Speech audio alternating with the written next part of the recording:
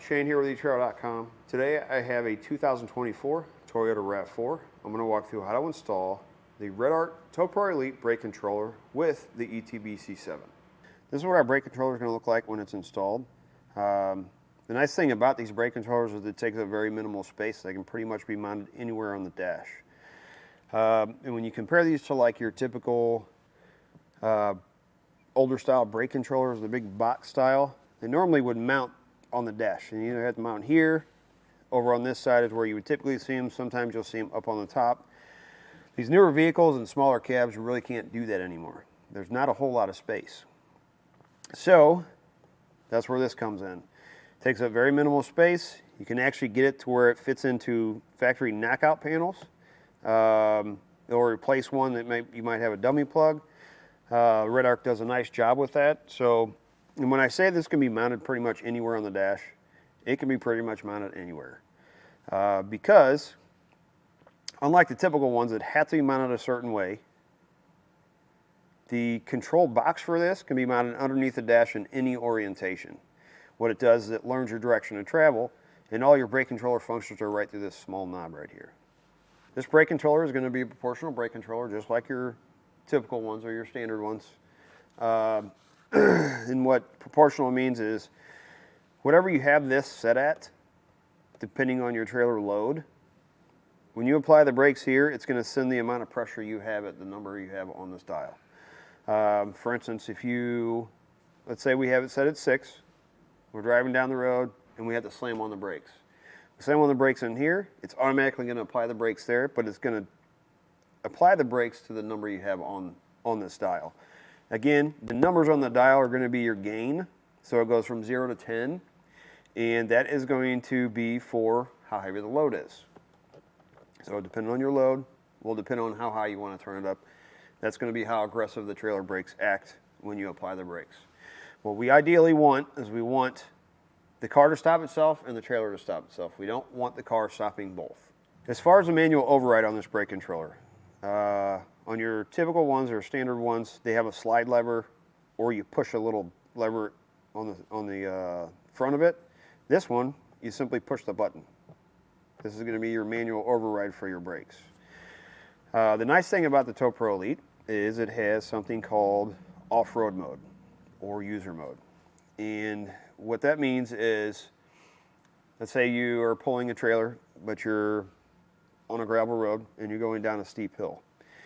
When you put this in user mode or off-road mode, when you apply the brakes, no matter what number you have that set at, except 0, it's going to send the maximum amount of pressure to the trailer brakes, so the trailer is helping slow the vehicle down going down that hill. To get it in user mode, you simply push on the button and you're going to hold it for 3 seconds till that till the LED light changes to a color red. As far as the installation process, it's not too difficult. You are going to have to take off some dash panels. As far as the ETBC7, depending on how you route your wires from the back to the brake controller, you may have to take some interior panels off or run it up into the engine compartment and get it inside. It's not real difficult. It is time consuming though. If it is something that you may not have the time or space to do, you can check out our dealer locator, find someone near you that is able to put it in. If it is something you want to try, give yourself a good day to do it. I promise you can get it installed in your garage or your driveway. Follow along with me now and I'll walk you how to do it. To start your installation, your 4-pole wiring is already installed, but we need to get the 4-pole in out and down to the 7-pole. Couple fasteners. You're going to have a pushpin fastener here on each side, Phillips head screw up there, and then your tie downs. You're going to have one here and one back there. Once you get those off, then you can actually take this whole panel and pull it to the side. You need to do both sides. The grommet's over here, your battery's over here. So we need to be able to get from the battery to the grommet or from the grommet to the battery. This grommet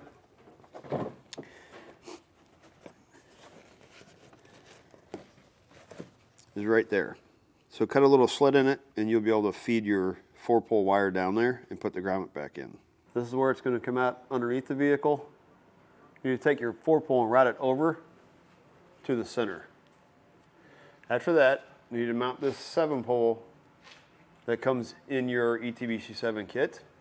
I recommend using a long bracket on this because the exhaust is right here and it pulls this wire away from it. The bracket that the 7-pole is mounted on or comes with it, comes with the whole ETBC7 kit. So mount your 7-pole to that bracket, and then you're going to mount that to the long bracket.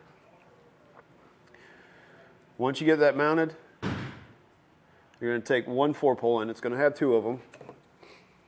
Take one, put it on the bracket like that, and you'll know which one because this one won't stay on there. You're going to take this one. It's going to attach the 4-pole in coming from inside the vehicle. Once you get those 2 ends connected, take a zip tie.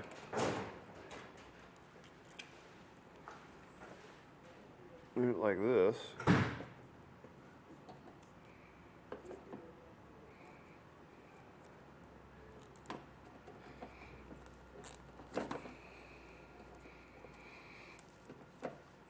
And that'll help keep those 2 4-pole ends from coming apart. We'll go ahead and cut this off because we're not going to need it. You're going to have 3 wires on there, black, blue, and yellow. We're not going to be using the yellow one. That's for a reverse wire. We're going to be using this black and blue, and then our white one's going to be our ground. It has a ring terminal on it already. These butt connectors that come on here, I recommend cutting them off and put heat shrink on there because this is outside the vehicle, and it's going to help keep the connections from corroding. So we'll cut these off. We'll restrip them and add a heat shrink butt connector. The heat shrink butt connectors don't come with your kit. You can find them here. You can probably find them pretty much in the auto parts store.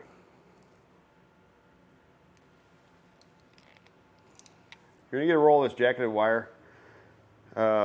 Split the sheathing off one end and then separate your black and white wire and then strip them back. Black is going to go to black, white is going to go to blue.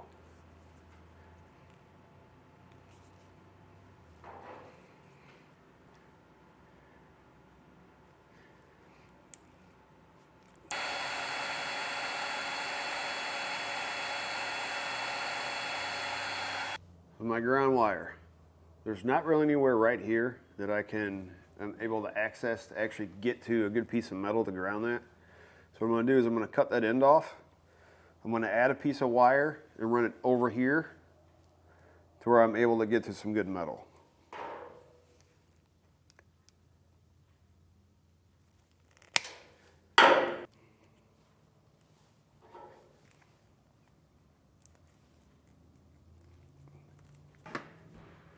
There's a plastic bracket right here that holds the bottom of your fascia on. You just run it behind it. It'll keep it from, hanging out the bottom here.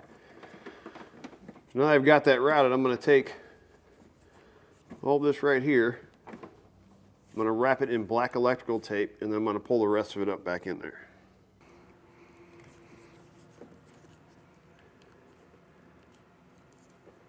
So I route all my wires over. There's a hole right over here on the side. Took a zip tie and zip tied it up. It keeps it from, again, hanging down, keeps it away from my exhaust. And then we can route into our grommet right there. Ground wire, I extended it right here. Just add another ring terminal, and I'll take a self-tapper and I'll drive it in right there.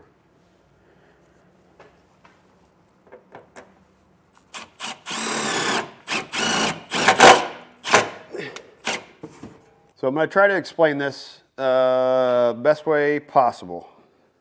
The 2 wires that are in here, the black and the white, that we connected to our 7-pole. The white one goes to our brake signal, which has to go to the front, to the back of the brake controller. The black one has to go directly to our battery. And then from our battery, inside to the brake controller.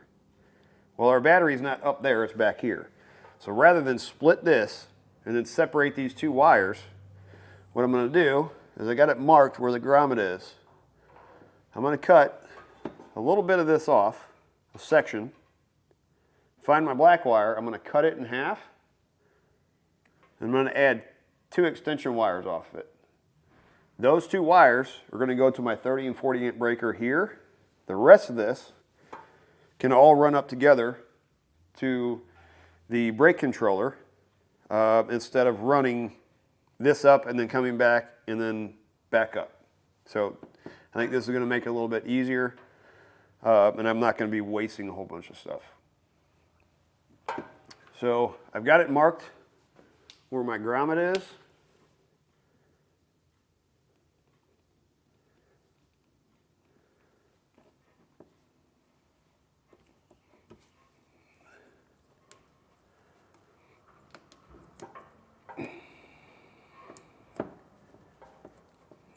Pull out this black wire.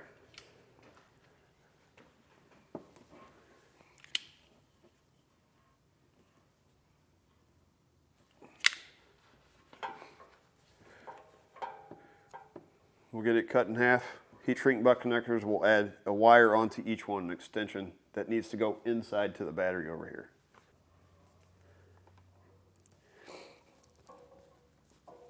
Something to keep in mind, if you're doing it this way, you need to make sure that these two wires go to the correct breakers. Remember, we have a 40 amp breaker and a 30 amp breaker. The 40 amp is for power from our 7-pole. The 30 amp is the power from our brake controller. Since we separated these, find the one that's going back to the 7-pole. This is what I recommend doing. And mark the end of it. However you want to mark it, I'm just putting a white mark on there so I know that that one has got to go to my 40 amp breaker. This one, it's in my jacketed wire that I'm running up to the front connected to the brake controller, that's going to go to my 30 amp.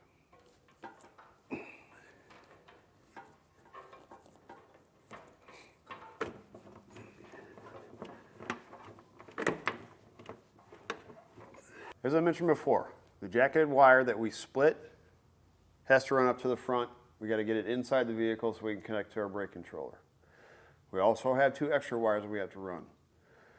One of them is going to be a ground wire that goes from the brake controller to the battery, and the other one is a signal wire from the brake controller, which I'm going to tie into a 4-pole module box back here in the back because we can't use the brake wire on the actual brake switch up there. So I'm going to use my brown wire, this extra brown wire that I had laying around, for my signal wire that's going to go to my box. And then I have a pink and red wire. I didn't have a white one long enough. So I'm going to use this red wire. What I'm going to do is when I get it inside, I'm going to mark this end of it white. So whoever gets back in here, even though it's going to be connected to the negative side of the battery, they'll know that this is a ground wire, not a power wire. However you route your wires, you want to make sure you're staying away from anything hot or moving. What I did is I ran everything up over the top of all of our components here. Came down right here. Over top these two lines. Went around this side. 10mm socket, flathead screwdriver. Take this bolt out. Take this one out, which I need to tighten it back down. Flathead screwdriver. Take those and kind of pull down on them as you're loosening those, and they'll pop off. You can take your wires and you can tuck them up above this panel and come out right here. I have a pull wire that I fed down from the driver's side under the engine, or in the engine compartment, and I'm going to use that to pull all these three wires up there. So as I mentioned, our brown wire is going to be this signal wire coming from our brake controller. You're going to connect it to the red wire on your 4-pole wiring. We're going to take the red wire that we're running from the brake controller, is going to be our ground, along with the two black wires that we added on. We're going to route them across the back here and over to our battery. The red one, ground, is going to be grounded directly to the battery. The black wire that we marked with the white paint marker is going to go to the silver post on the 40 amp breaker, and you're going to make a short lead from the copper post to the battery. The second black wire that's coming from the brake controller is going to go to the silver post on the 30 amp breaker, and and you're going to make another short lead from the copper post to the battery. Next thing we need to do is route everything up to the front of the vehicle. Typically we can run it outside the vehicle, except on this vehicle the rubber grommet is a little bit hard to get to, so I found routing it inside is better. We're going to take the rest of our jacketed wire, the red wire that we're using for our ground, and this brown wire, we're going to run it up behind all of our panels on our driver's side. We're going to pop this panel off. You're going to take this rubber trim piece and pull it off, and it opens up behind this panel so you can grab your wiring. You're just going to tuck it in right along the factory wiring, feed it back behind this panel on your B-pillar. It's going to come out right there. You're going to pop this panel off and your kick panel, and you're going to round it up, and we're going to connect it to the plug that's going onto the back of our brake controller module box. So I'm going to explain this, so I'm going to try not to confuse you, because I used a red wire because that's the only wire that I had. On the back of your plug for your brake controller, you're going to have a black wire, blue wire, red wire, and white wire. Black wire is going to connect to the black wire in that jacket that we brought up. The white one is connected to the blue wire on the 7-pole. You're going to connect to the blue wire on the brake controller. The red wire coming off our plug is going to connect to the brown wire that we have for our brake signal on our 4-pole plug. The extra red wire that we ran it up for a ground, is going to connect to the white wire coming off the brake controller plug. So this is where I mounted the brake controller. You want to mount it to something solid. The plug with the 4 wires in it is going to plug into one end, and of course the other end is going to plug into the brake controller knob. You can't get them mixed up. They're only going to plug in one way, and the plugs are different. Now we'll test out our brake controller again now that we've got everything cleaned up. Brake controller manual override button. Brakes. Now we'll test out all of our light functions. Left turn, right turn, running lights, and of course our brakes. That's going to do it for a look at installation of the Redarc Tow-Pro Elite brake controller with the ETB C7 on a 2024 Toyota RAV4.